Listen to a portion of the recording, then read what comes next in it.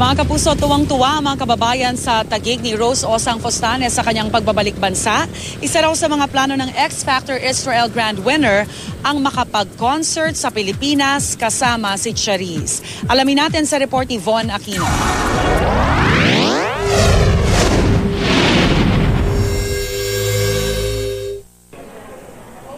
Mainit na sinalubong si X Factor Israel Grand Winner Rose Osang Fostanes sa kanyang pagbabalik bansa.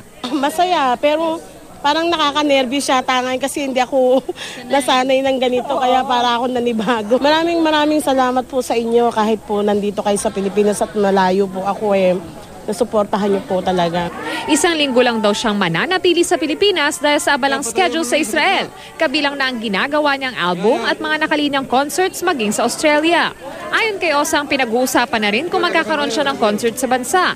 At kung sakaling matuloy, gusto raw niyang makasama sa concert si Charisse. Talaga nagagandahan talaga ako sa boses niya. Talagang napakagaling talaga niya.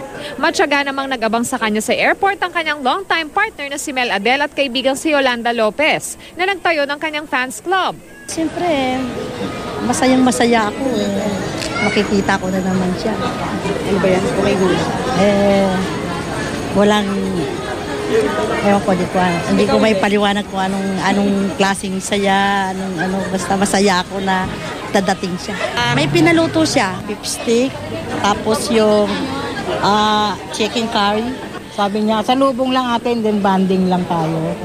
Maging kanya mga kaanak at kabarangay sa Taguig City, tuwang-tuwa sa kanyang pag-uwi. Katunayan, lumikha pa ng resolusyon ng kanilang barangay para bigyang parangal si Osang.